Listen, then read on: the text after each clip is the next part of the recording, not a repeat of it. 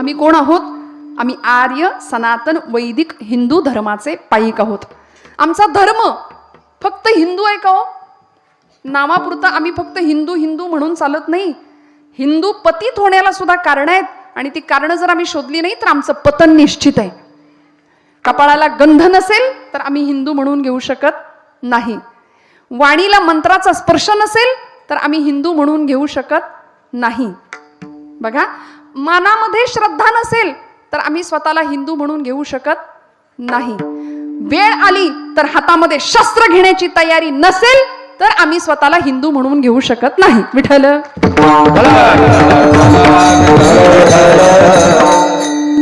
आम्ही का पतित होतोय? आमच्या डोक्याला शिरस्त्राण नाही, टोपी नाही.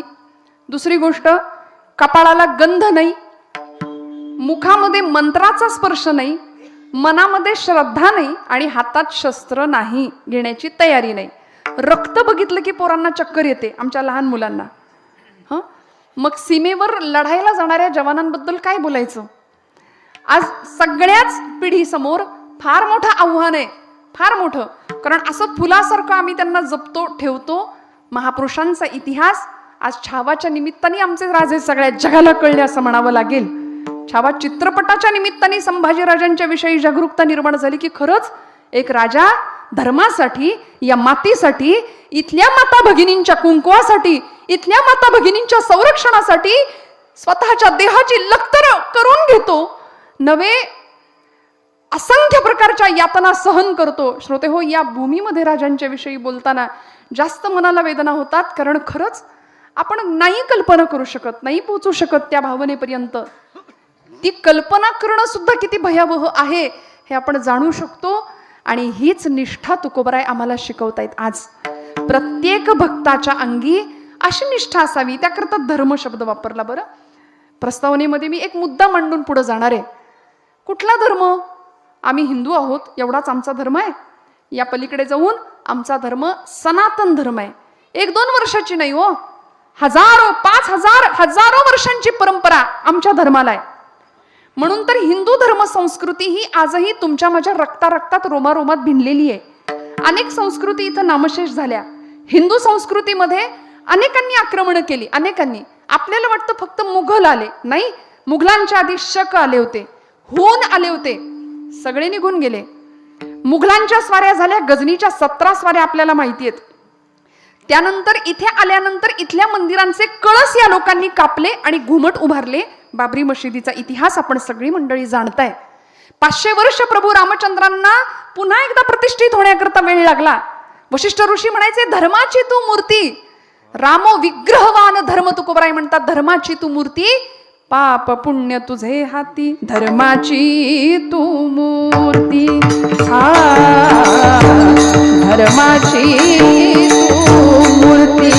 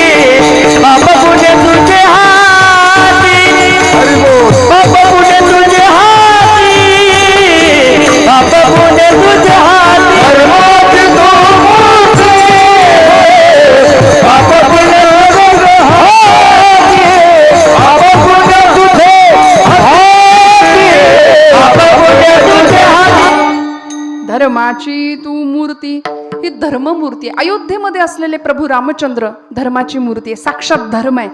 अजून सांगू, आपण ज्या भूमीमध्ये आहोत त्या पवित्र भूमीमध्ये छत्रपती संभाजीराजांची प्रतिकृती आपण पुतळा पाहतोय, मोठा मूर्ती पाहतोय, ती धर्माची मूर्त आहे. खऱ्या अर्थी ती धर्ममूर्त आहे.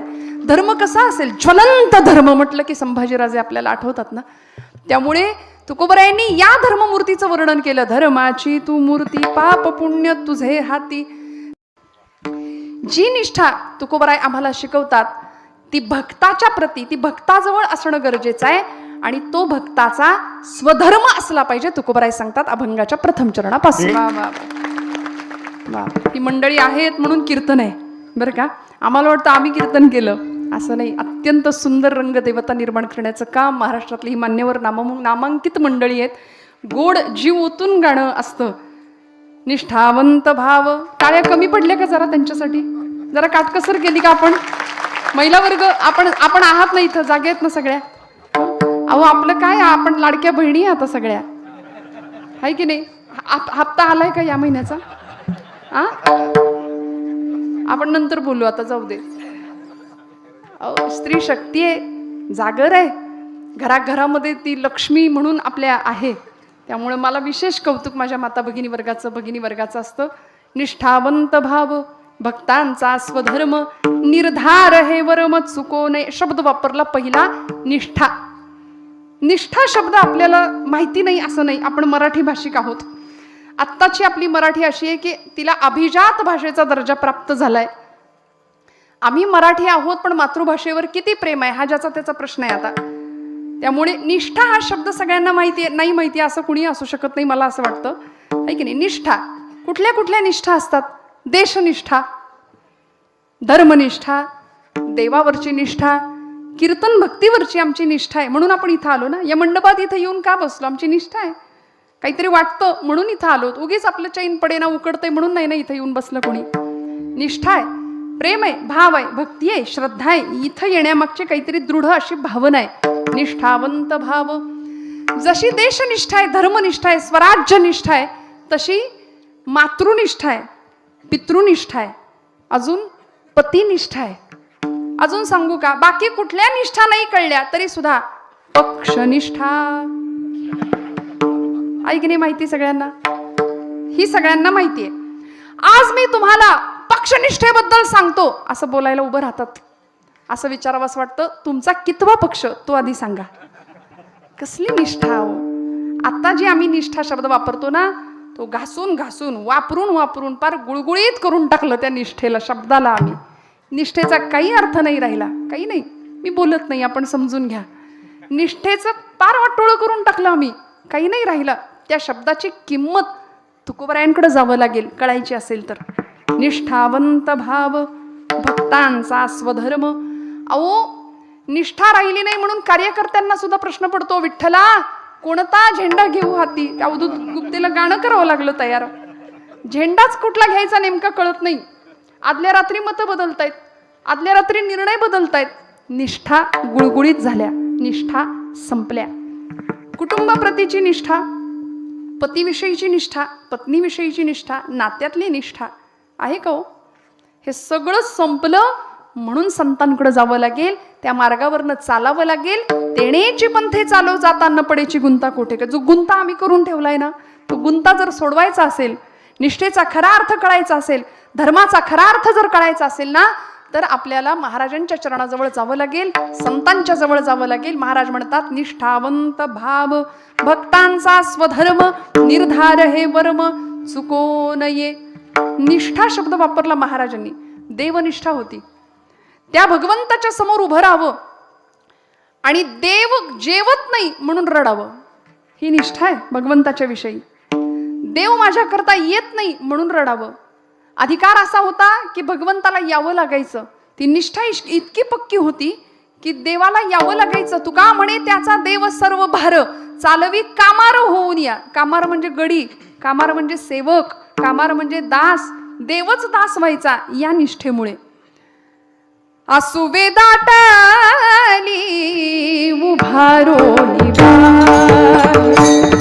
आसुवे दाटाली उभारो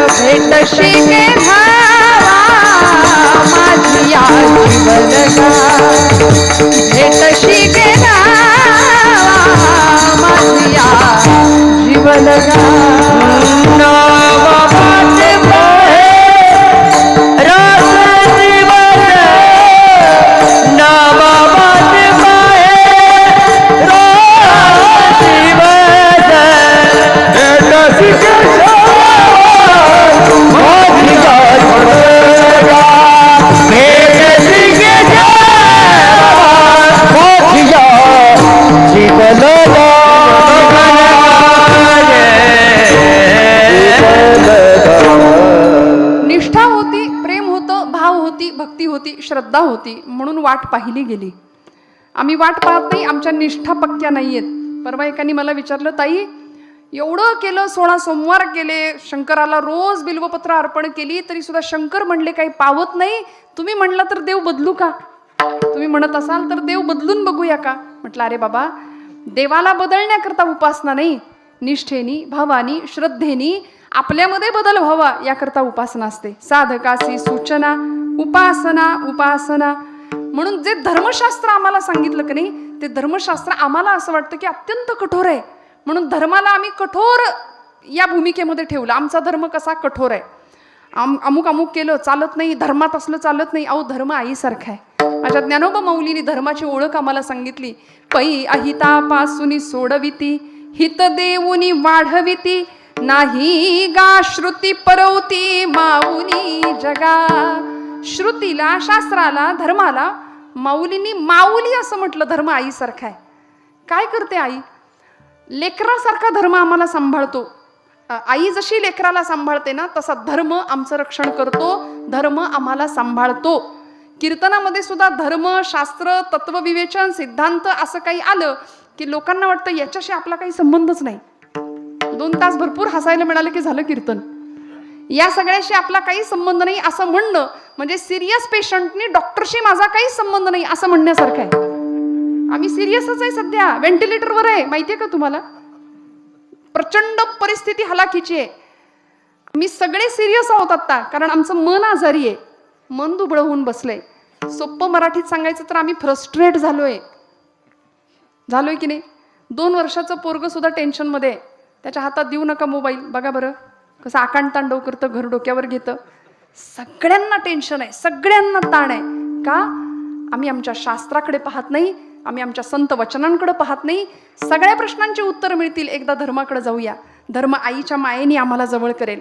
धर्मो रक्षती रक्षतः. धर्माचं रक्षण करणाऱ्यांचं रक्षण धर्मच करणारे स्वतः. रस्त्याने चालताना लेकरू अगदी लहान आहे, चालत असताना ठेच लागली, ते खाली चिखलात पडलं, बरबटलं. आई म्हणते का आता जाऊ दे, असंही घाण झाले, जाऊ दे, मरू दे, मला नकोच हे, असं आई म्हणते का? ती त्याला घेते, स्वच्छ धुते, पटापट त्याचे मुके घेते. धर्म आम्हाला आम्ही कसेही असलो तरी स्वीकारतो. धर्म आम्हाला आम्ही कसेही असलो तरी स्वीकारतो. आज आमचा वारकरी संप्रदाय असाच आहे. यारे यारे लहान थोर याती भलती नारी नर सकळांसी आहे यथा अधिकार. इथं अमुक एका जातीचा, तमुक एका जातीचा ही मान्यताच नाही. सगळ्यांनी इथं या आणि या नामाच्या गजरामध्ये, या भक्तीच्या गजरामध्ये सुस्नात व्हा. जीवनातल्या सगळ्या फ्रस्ट्रेशनला दूर सारा.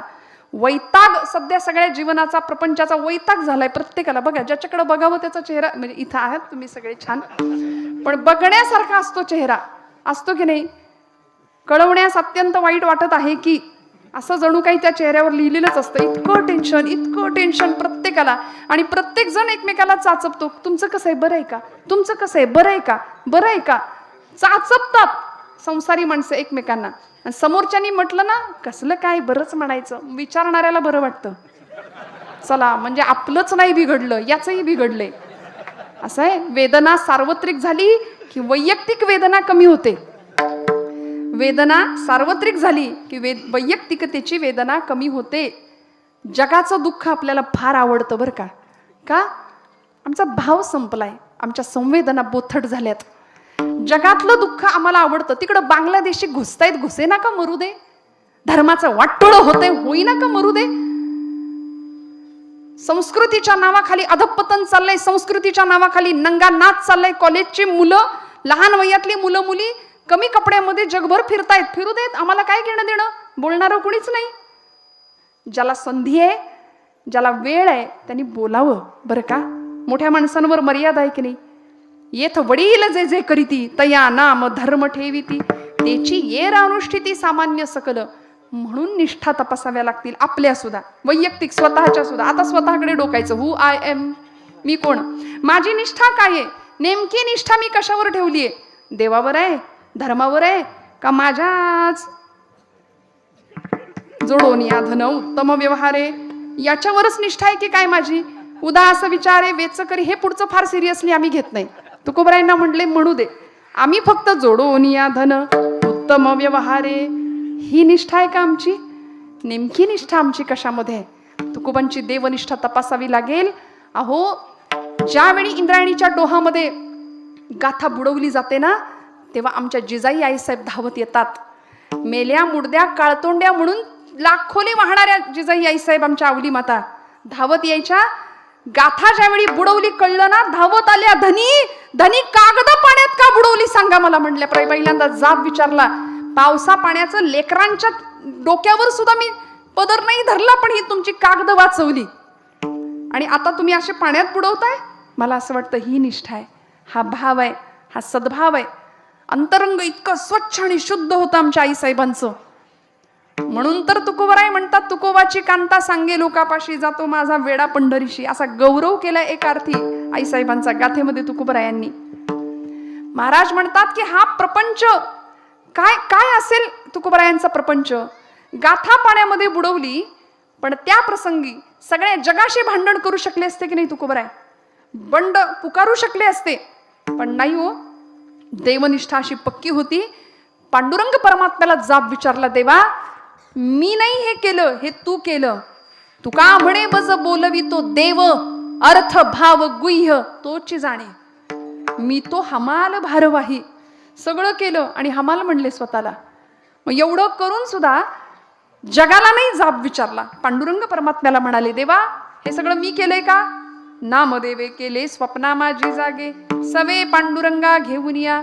तू आलास माझ्या स्वप्नात नामदेव महाराजांना घेऊन, आणि तू म्हणालास देवा शतकोटी अभंग रचनेचा माझ्या नामयाचा संकल्प आता तुम्ही पूर्ण करा. म्हणून हे सगळं तू माझ्याकडून करून घेतलंस. मग आता बुडवलं सुद्धा तूच, आता तारायचं सुद्धा तूच. सगळा करता करविता परमेश्वर. निष्ठा पक्की होती, देवनिष्ठा पक्की होती. वाटेल तो प्रसंग आला तरी चालेल. अहो काय प्रपंच होता महाराजांचा माझ्या. बरे झाले देवा निघाले दिवाळे असं महाराज एकीकडे म्हणतात, पण भगवंतावरची निष्ठा इतकी पक्की आहे. घरामध्ये अन्नान्न दशा आहे, लेकरं बाळ अन्नासाठी टाहो फोडतायत. जिजाई आईसाहेब सांगतात, धनी जरा प्रपंचाकडे बघा की, त्या काळतोंड्यांनी नुसतं येडं करून ठेवलं तुम्हाला. जरा थोडस बघा लेकरा बाळांच्या पोटाला 2 घास कसं मिळतील त्याचं. तुकोबराय म्हणायचे, आवले चिंता करू नको, चिंतामणी भेटलाय आपल्याला. चिंता केली की चिता होणार आहे, पण चिंतन केलं की चैतन्य भेटेल. लक्षात ठेव विठ्ठल. निष्ठा पक्की होती ना. काय प्रपंच होता, काळजीच नव्हती हो कशाची. आज आम्हाला इतक्या काळजी आहेत, इतक्या चिंता आहेत. परवा एक आजोबा भेटले आणि असा चेहरा होता. बरं कमावणं म्हटलं तर 7 पिढ्या बसून खातील एवढं कमावून ठेवलेलं त्यांनी. प्रचंड इस्टेट, प्रचंड बँक बॅलन्स, सगळं आरामात चाललं होतं, पण तरी चेहरा असा बघण्यासारखा होता. म्हणलं बाबा काय झालंय, कसली चिंता लागलीये? आता मस्तपैकी जपाची माळ घ्या, मस्तपैकी पांडुरंग हरी वासुदेव हरी रामकृष्ण हरी करा की, काय बिघडतंय? नाही म्हणले, जरा चिंता आहे. म्हटलं कसली चिंता आहे, कसलं टेन्शन आहे? 7 पिढ्या बसून खातील एवढं कमावलंय तुम्ही. म्हणले अगं सगळं खरं तुझं, आता 8वी पिढी काय खाईल याची चिंता लागली म्हणले मला. खरं आहे की नाही? आम्ही कशाची चिंता करतो? नको त्या गोष्टींमध्ये जीवनाचा अत्यंत मौल्यवान वेळ आम्ही वाया घालवतोय. आम्हाला आमच्या निष्ठा तपासाव्या लागतील. आमचा भाव जागृत आहे का बघावं लागेल. आमचं मन जागा आहे की खरंच झोपलंय का मेलंय बघावं लागेल. आज आमचं मन मनगट आणि मेंदू बळकट करण्याचं काम संतांनी केलं ना. तुकोबरायांचं का प्रपंचाकडे लक्ष नव्हतं? खात्री होती, निष्ठा होती, विश्वास होता पंढरीश पांडुरंग परमात्म्यावरती. आणि मग ज्यावेळी एखाद्या दिवशी एखाद्या रानाची शेताची राखण करायला तुकोबरायांना लावावं ना, ऊसाची राखण केली महाराजांनी दिवसभर. एक दिवसभर मालकाला इतका आनंद झाला, चांगलं राखलं रान. म्हणून संध्याकाळी जाताना एक ऊसाची मोळी दिली महाराजांच्या जवळ. ती मोळी घेऊन महाराज घरी येत होते. आता ऊसाची मोळी महाराजांच्या खांद्यावर, रामकृष्ण हरी आपले चालले. लहान लहान लेकरं होती, काही माणसं होती. काहींनी ऊस मागून घेतला, काहींनी मागून घेतला. संपली मोळी. 2 ऊसाची कांडकं फक्त शिल्लक राहिली. आणि त्या 2 कांडक्या ऊसाची ती कांडकं घेऊन महाराज घरी येतात. लेकरा बाळांकडे एक देतात आणि आपल्या पत्नीकडे आईसाहेबांकडे एक देतात. बसले पांडुरंगासमोर. असं वर्णन आहे, जिजाई आईसाहेबांनी तोच ऊस आणून तुकोबरायांच्या पाठीला लावला.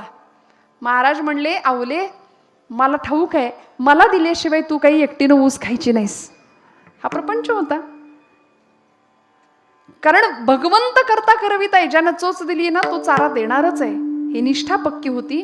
महाराज म्हणतात भक्त होण्याच्या प्रांतामध्ये, भक्त होण्याच्या भूमिकेमध्ये आमची निष्ठा पक्की पाहिजे, कारण तो भक्ताचा स्वधर्म असतो. निष्ठा म्हणजे श्रद्धेच्या जवळ वाटतं आपल्याला बरं का. आपल्याला वाटतं आमची निष्ठा आहे की आमची श्रद्धा आहे म्हणून आम्ही इथं आलो. कीर्तनात आमची श्रद्धा आहे, देवावर आमची श्रद्धा आहे. श्रद्धा श्रद्धा श्रद्धा कशाला म्हणायचं? आचार्यांनी एक व्याख्या केली ती सांगते. जगद्गुरु आद्य शंकराचार्य म्हणाले, शास्त्रेषु गुरुवाक्येषु अतीव विश्वासः सा श्रद्धा. शास्त्रावरती गुरुवाक्यावरती अतीव विश्वास, त्याला श्रद्धा असं म्हटलंय. आणि श्रद्धेची एक अत्यंत वरची पातळी आहे, तिला निष्ठा असं म्हटलंय. वाटेल ते झालं तरी. भागवतातला प्रसिद्ध श्लोक आहे, त्रिभुवन विभव हेतवेप्यकुंठ स्मृती रचितात्मसुरादिभिर्विमृग्यात् न चलति भगवत्पदारविंदाल्लव निमिषार्धमपि यस्य वैष्णवाग्रहा. व्याख्या सांगितली भक्ताची, वैष्णवाची. वाटेल ते झालं, त्रिभुवनाचं वैभव जरी पायाशी आलं ना तरी आम्ही आमचा ध्येय मार्ग सोडणार नाही. वाटेल ते झालं, कितीही आमिष आली, कितीही संकट आली तरी आम्ही आमचा मार्ग सोडणार नाही. याला म्हणायचं निष्ठा. म्हणून आमचे सगळे क्रांतिकारक बघा, आमचे सगळे संत बघा, समाजाकडून कितीही यातना सहन करावा लागल्या पण संतत्वाला तेव्हाच पोचले. तुका म्हणे तोची संत सोशी जगाचे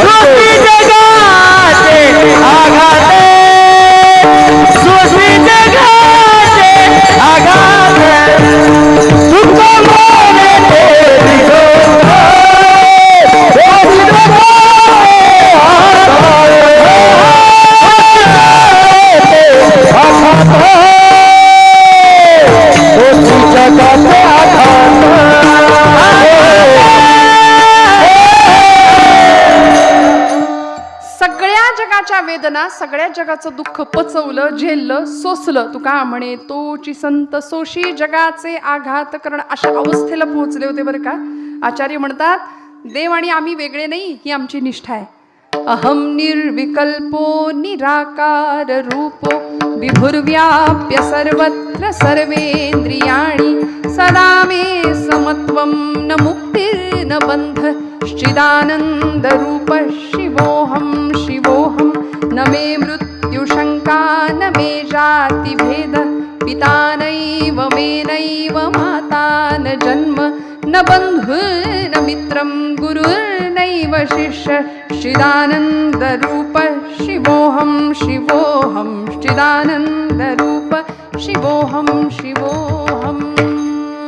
न पुण्यं न पापं न सौख्यं न दुःखं अहम निर्विकल्पो निराकार रूपो. न मंत्रो न तीर्थो न वेदा न यज्ञा अहम भोजनं नैव भोज्यं न भोक्ता चिदानंद रूप शिवोहम शिवोहम. शिवोहम तोच मी आहे, मीच तो आहे, त्याच्यापासूनच मी आलोय. ही भावना दृढ होती ना, ही निष्ठा पक्की होती, हा विश्वास होता भगवंतावरती. म्हणून प्रपंचातल्या प्रतिकूलतेचा, कुठल्याही पद्धतीचा परिणाम या लोकांवर कधीच झाला नाही. तक्रारी या मंडळींनी कधीच केल्या नाही.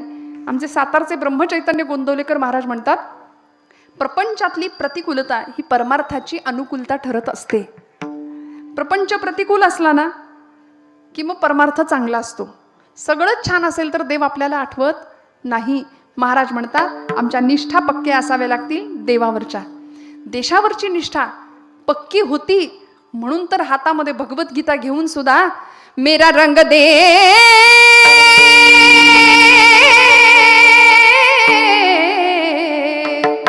मेरा रंग दे बसंती चोला माय रंग दे मेरा रंग दे बसंती चोला माहे रंग दे मेरा रंग दे मेरा रंग दे रंग दे रंग दे बसंती चोला माहे रंग दे मेरा रंग दे बसंती चोला.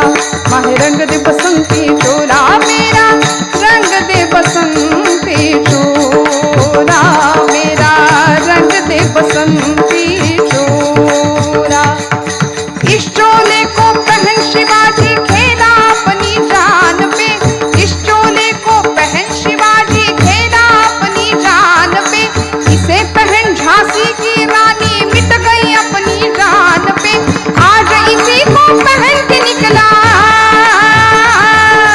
आज इसी को पहन के निकला हम मस्तों का टोला, मेरा रंग बसंती चोला, मेरा रंग दे बसंती चोला, मेरा रंग दे बसंती चोला, मेरा रंग दे बसंती चोला, मेरा रंग दे बसंती चोला। भारत माता की जय। हर हर महादेव। ऐन 22-23 वर्ष मृत्यूला सहज हसतमुखाने सामोरे जाण्याची तयारी तेव्हाच होते जेव्हा तुकोबरायांनी सांगितलेली निष्ठा पक्की असते. वाटेल ते झालं तरी चालेल, आम्ही नाही आमचा मार्ग सोडणार.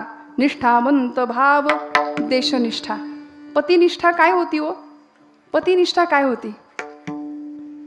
ज्यावेळी प्रभू रामचंद्र निघाले वनवासाला त्यावेळी सीतामाईंना निरोप आला होता जनक राजांचा की बाई ग, नुकतंच लग्न झालंय, आता हे तुझा पती निघाला 14 वर्षांसाठी वनवासाला, तेव्हा तू जनकपुरीत येऊन राहा असा निरोप पोहोचला होता. कुणाला? आईसाहेबांना, सीतामाईंना. आजची सीता असती तर पटकन बॅग भरली असती की नाही, तिकडं तुम्ही वनवास करा, तिकडं जा, मी बाई माझे मी निघाले. खरं आहे की नाही? सीतामाई म्हणतात नाही, पतिनिष्ठा काय असते बघा. म्हणून पंचकन्यांमध्ये नाव आहे आईसाहेबांचं. अहिल्या, द्रौपदी, सीता, तारा, मंदोदरी सताम पंचकन्यां स्मरे नित्यम वेदवाणी प्रवर्तते. सीतामाईंचा त्याग विलक्षण आहे. पतिनिष्ठा म्हटलं की सीतामाईंकडे बघावं लागेल आमच्या सगळ्या देशाला. काय निष्ठा होती? प्रभू रामचंद्र आले, सीतामाईंना सांगतायत सीते निरोप दे, मी निघालोय, मी निघालोय. खरं सांगू का, निष्ठा श्री सखी राज्ञी विजयते असं म्हणणाऱ्या येसूबाईंची सुद्धा, म्हणजे ज्यांना धर्मवीर संभाजीराजांनी या शब्दामध्ये ज्यांचा गौरव करावा अशा येसूबाईंची सुद्धा निष्ठा आम्हाला बघावी लागेल. पतिनिष्ठा काय निष्ठा होती हो? काय देशनिष्ठा, काय स्वराज्य निष्ठा. सीतामाईंकडे ज्यावेळी प्रभू रामचंद्र येतात ना त्यावेळी सांगतात निरोप दे सीते, मी निघालोय. प्रभूंना सीतामाई सांगतात निरोप कसला माझा घेता, माझा निरोप घेता? नाही नाही, महाराष्ट्राचे आधुनिक वाल्मिकी गदी माडगुळकरांचे शब्द आहेत. निरोप कसला माझा घेता, जेथे राघव तेथे सीता, जेथे राघव तेथे सीता, ज्या मार्गी हे चरण चालले त्या मार्गी मी तुमच्या पुढती, ज्या मार्गी हे चरण चालले त्या मार्गी मी तुमच्या पुढती, वनवासाची मला न भीती, संगे आपण भाग्य विधाता, जेथे राघव तेथे सीता, जेथे राघव तेथे सीता. आईसाहेबांनी मागे मागे मागे एक राजकन्या राजउपभोगामध्ये लहानाची मोठी झालेली पण सगळ्याचा त्याग केला, वल्कल परिधान करण्याची तयारी ठेवली आणि प्रभू रामांच्या मागे निघाल्या. 14 वर्ष काय वाट्याला आलं? रावणाच्या तिथे कितीतरी दिवस राहावं लागलं. ही पतिनिष्ठा, देशनिष्ठा आणि मग आता ज्यांच्या भूमीमध्ये आपण आहोत ती धर्मनिष्ठा. काय निष्ठा आहे? निष्ठावंत भाव भक्तांचा स्वधर्म शब्द वापरला. स्वधर्म, प्रत्येकाचा स्वतःचा एक धर्म असतो. धर्म धर्म धर्म धर्म तुम्ही म्हणाल, धर्म म्हटलं की अलीकडे लोकांचे डोके फिरतायत, लोकांच्या मनात काही येतंय. धर्माच्या अनेक व्याख्या केल्या लोकांनी, अनेक मतमतांतर, अनेक मंतव्य. धर्म ही अफूची गोळी आहे असं म्हणणारा कार्ल मार्क्स नावाचा एक विचारवंत इथं येऊन गेला होता. बहुतेक अफू खाऊन केलेलं ते विधान होतं. अहो धर्म, मी मगाशी म्हटलं धर्म आईसारखा आहे. आई लेकराला चुकला तर 2 थोबाडीत मारते, पण तीच आई लेकरू आजारी पडलं तर उषा पायथ्याशी बसून राहते. तसा धर्म आमचा आईसारखा आहे. धर्म आम्हाला सांभाळतो. याच धर्माच्या रक्षणाकरता भगवंतांनी आपल्या 10ही अवतारामध्ये नाही, भागवतात उल्लेख केलेल्या 24 अवतारांमध्ये हातात शस्त्र धरली आहेत. या धर्मरक्षणाकरता, दुष्टांच्या नाशाकरता, सज्जनांच्या परिपालनाकरता. आणि आमचा स्वधर्म काय आहे? निष्ठावंत भाव भक्तांचा स्वधर्म. भक्ताचा निष्ठेचा भाव हा त्याचा स्वधर्म बनला पाहिजे. तुकोबरायांचं म्हणणं आहे, धारणात धर्म इत्याहुः धर्मो धारयते प्रजा तस्या धारण संयुक्तम सधर्म इति निश्चयः. सोपं सांगू का? सकाळपासून म्हणजे सकाळी उठल्यापासून रात्री झोपेपर्यंत जे जे कर्म आम्ही कर्म म्हणून करतो त्याला धर्म असं म्हणायचं. विठ्ठल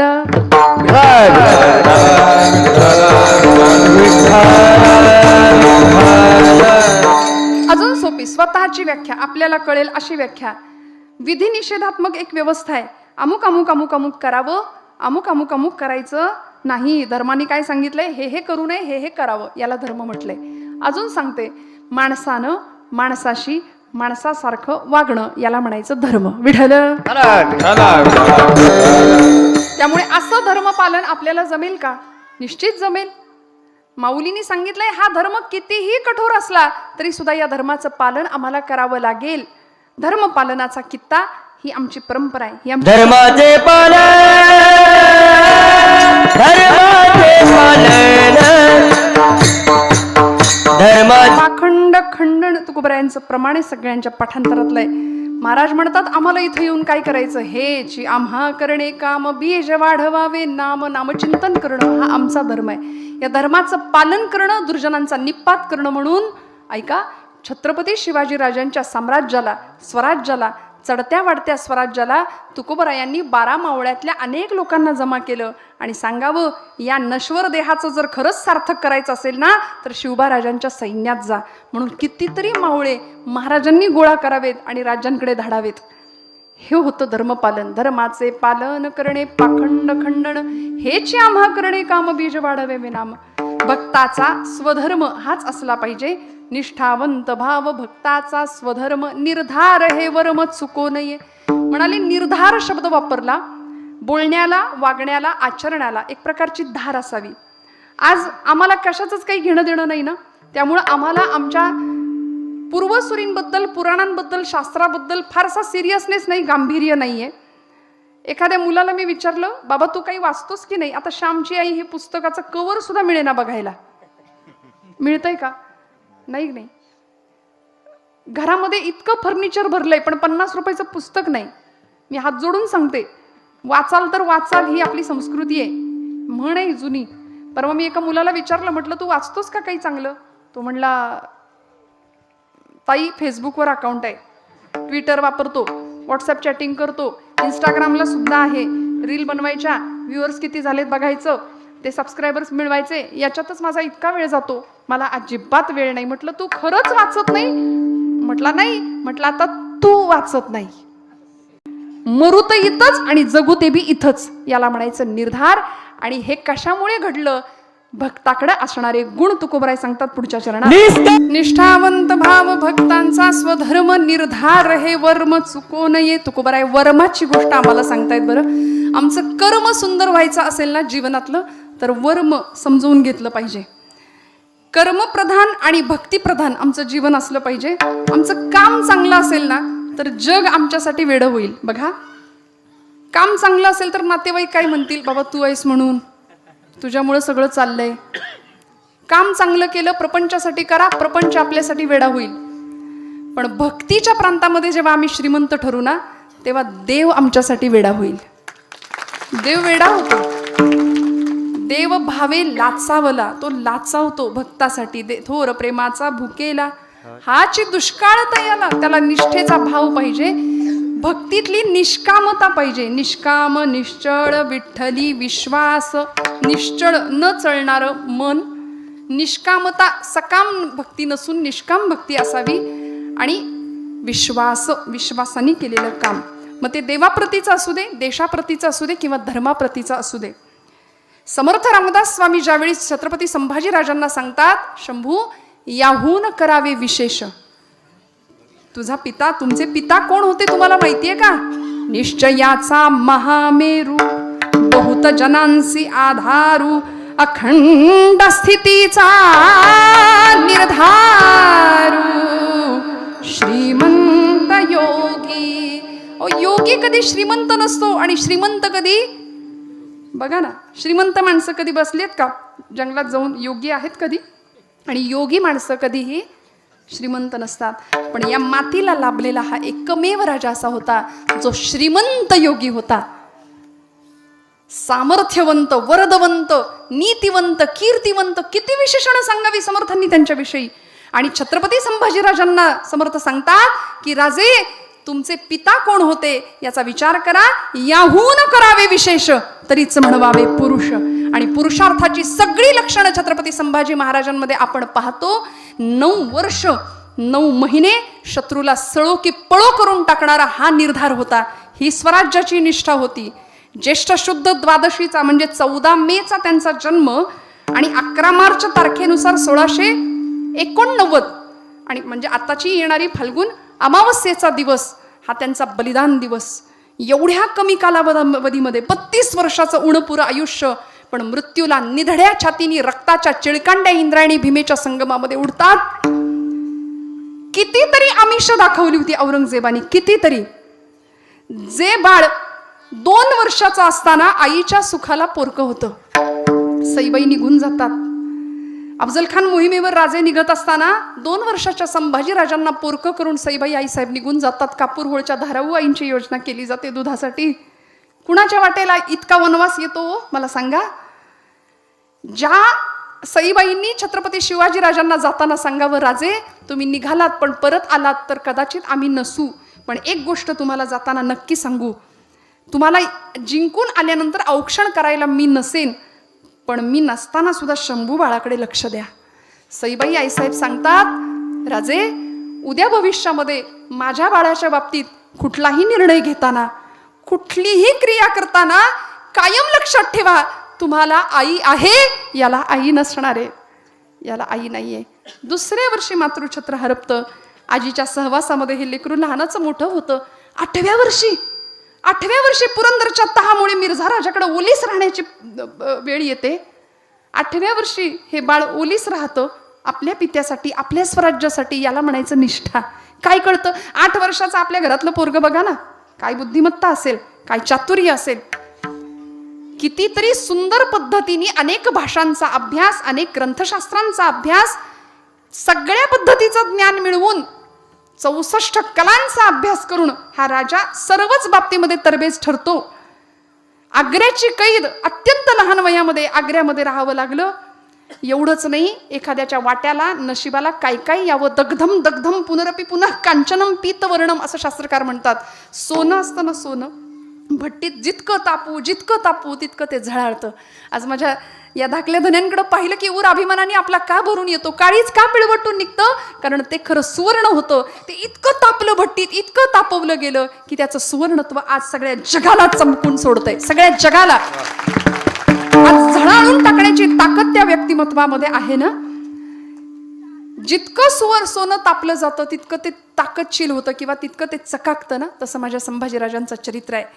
ज्यावेळी आग्र्याच्या कैदेमध्ये राजे आहेत, राजे सुटले, संभाजीराजांना मागे ठेवलं मथुरेमध्ये. पण संभाजीराजे जिवंत आहेत हे औरंगजेबाला कळता कामा नये. त्यांचा शोध थांबावा म्हणून स्वराज्याच्या छत्रपतींनी, शिवाजी राजांनी आपल्याच पोराचं श्राद्ध घातलं रायगडावरती. जिवंत पोराचं श्राद्ध घातलं. काय असेल निर्धार, काय असेल ताकद मनाची, कल्पना करा ना आपण. आणि याच माझ्या राजाच्या वाट्याला ज्यावेळी फितुरीचा स्पर्श होतो, ज्यावेळी फितुरीला सामोरं जावं लागतं ना, त्यावेळी औरंगजेबाच्या कैदेमध्ये 9 वर्ष 9 महिने शत्रूला सळो की पळू करून ठेवणारा माझा राजा, 40 काय 100 माणसांना आवरत नव्हता असं प्रचंड धिप्पाड देहयष्टी असलेल्या माझ्या राजाची, सूर्यगोलासारखा लालबुंद असा तेजस्वी चमकणारा माझा राजा अनेकांनी कैद केलं. साखळ दंडांनी जखडावं. संगमेश्वर ते वडूतुळापूर एवढं सगळं एवढं अंतर कापत, पूर्वीचा काळ चालत प्रवास किती दिवस लागले असतील आपण कल्पना करा.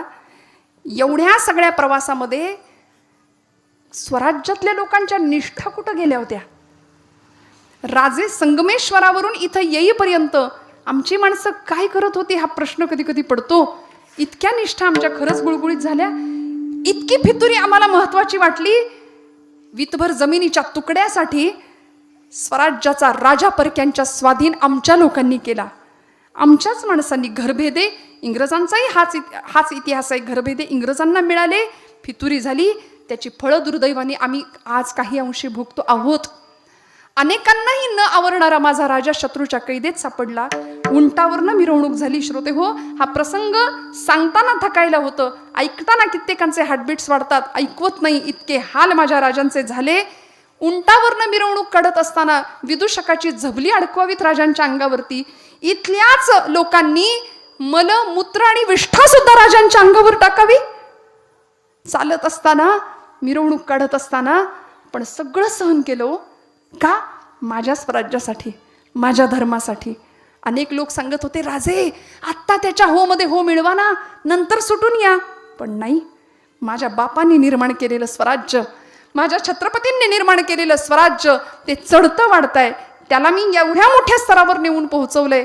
आता ते एका चुकीमुळे नामशेष नाही होऊ देणार.